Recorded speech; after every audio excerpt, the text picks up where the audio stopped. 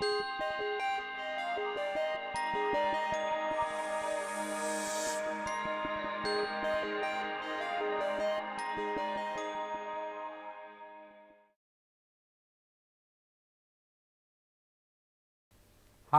let me give you a quick overview of the Symposium Transition Strategies for Sustainable Community Systems from Design and Systems Perspective, that is scheduled during 19th to 20th of January 2017 in the beautiful city of Bhubaneswar in India. This brief includes 4 aspects, the first being the rationale behind the symposium, the second the postulates underlying the design and systems perspective in terms of nature of relationship and state of relationships in the society, the third being the major dimensions and variables of relationships and the dynamics of relationships and possible lock-in processes, and the fourth of course is to identify potential areas of research to unlock sustainability, to be able to inform policy formulations for sustainability. Coming to the first one, let us look at the rationale behind the tracks, topics, their boundaries in terms of design thinking and systems perspective, and how all these have evolved. Hope this will help you give a better focus to the articles, cases and policy analysis that you intend to submit to this symposium. Many of the senior members of the advisory committee of this symposium have been working on various topics of this symposium for over 30 years now. My own engagement in this domain has been for about 2 decades. During the last 10 years, the focus, however, has been sharper on these tracks and topics. The various deductive and inductive studies, engaging action research and involvement in policy formulations presents a compelling need to understand the lock-in mechanisms of our designs and systems that hinder sustainability. And accordingly, we have chosen these topics for discussion during the symposium. So, coming to the second issue of the basic postulates, the nature of relationship is more of the understanding that we have today is that there is interconnection and interdependence in the society. And one can look at the working of a clock to understand these interconnections and interdependencies. The connection between the second, minute and the hour hand can indicate the nature of interconnections. But the reality could be much more complex, and you can see as in this interconnected gears the depth of interconnection that we have in the society. And in actual reality of our society, it could be a high level of interconnections across time and space, as you can see here in this slide. But what is our state of relationship across space and time as of today? We can see these few slides to understand the interconnections and the state of relationships that we have today. There is a growing inequality, and there is enough of work which suggests that there is growing inequality. The best that we have today, of course, is Thomas Piketty's study, the World Bank reports, which show that there has been global inequality that has been rising for the last about 190 years, and the Gini coefficient is increasing during this period. If you look at the income inequality in emerging countries, it's much more starker, and you can see, for instance, the example of India here in this slide, that it has been low during the time of, from the time of around 1950s to 1980s, when we were a social economy. Subsequent to 1980s, when we have started liberalizing, the inequality Gini coefficient has increased for India during this period. We often put this away as development paradox, but we have to discover why this happens and what are the causes for these kind of inequalities. Now, given this kind of inequality, this is just about income inequality, but if you look at the wealth inequality is much more starker. And now, given this kind of relations, the state of relationship, we need to understand whether we can really progress forward. And of course, the best of this goes back to what I can see from Rousseau's argument in 1762 in his book The Social Contract, when he said, "Man is born free and everywhere he is in chains.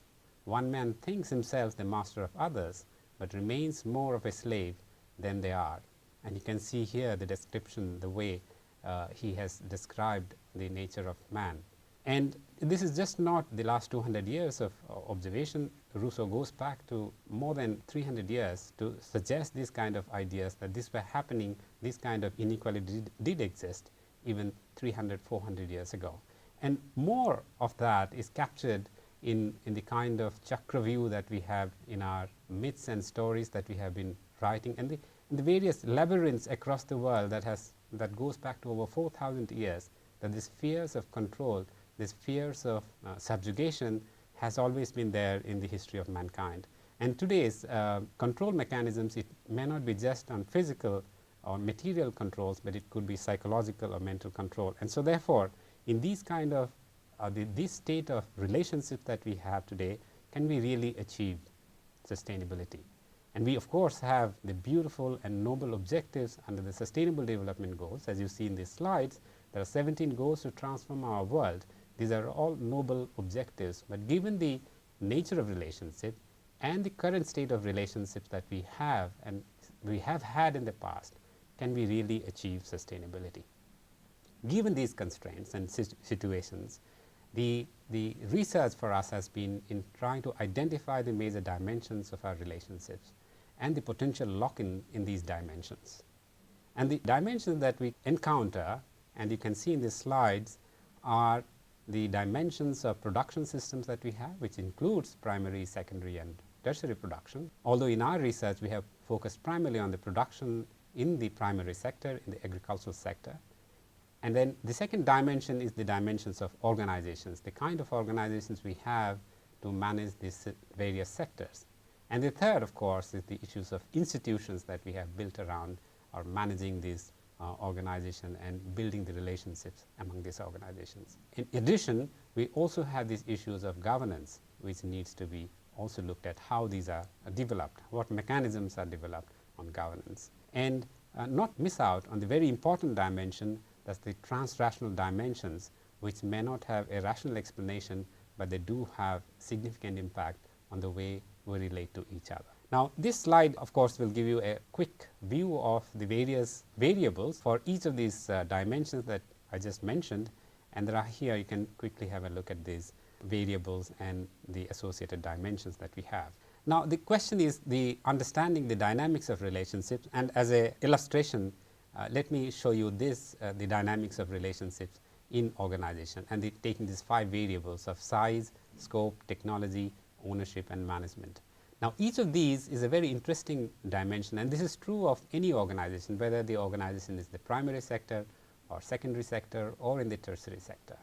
As you increase the size, the scope of activities of the organization typically tends to be smaller. As the size and scope, so in other words, as the size increases, the firm tends to become specialized.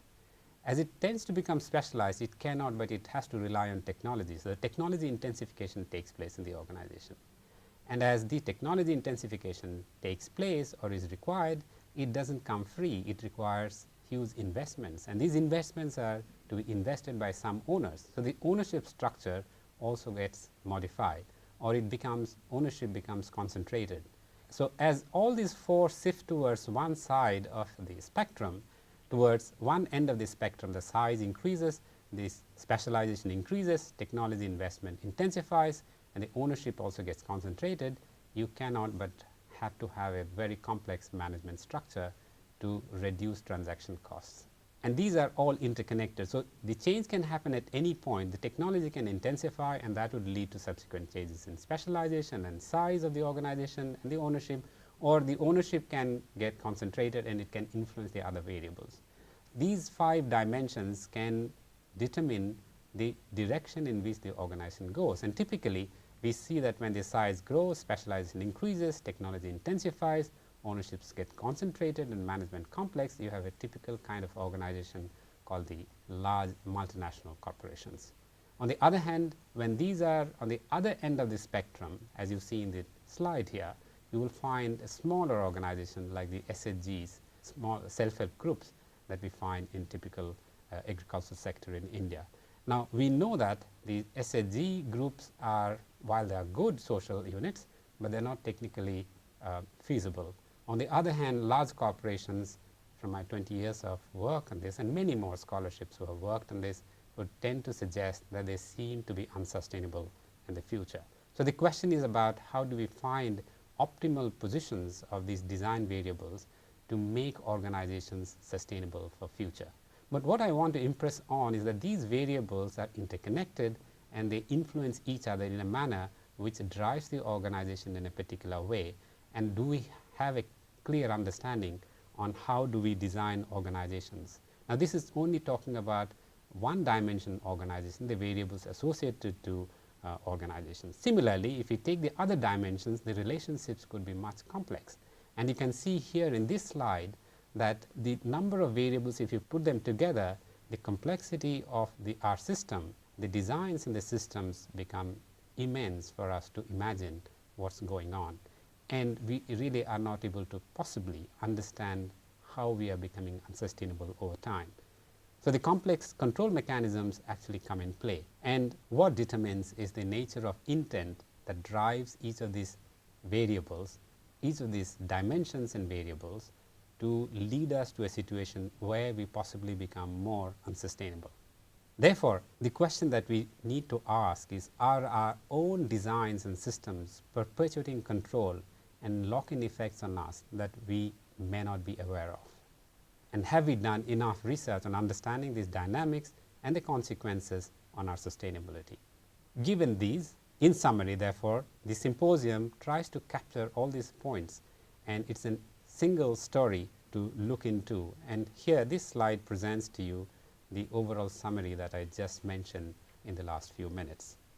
And if you want to know more about this symposium, please visit our website of NABARD Chair Unit in the Xavier University, Bhubaneswar. You can take the reference from the slides here to get to the web link and get more information on that. Thank you so much.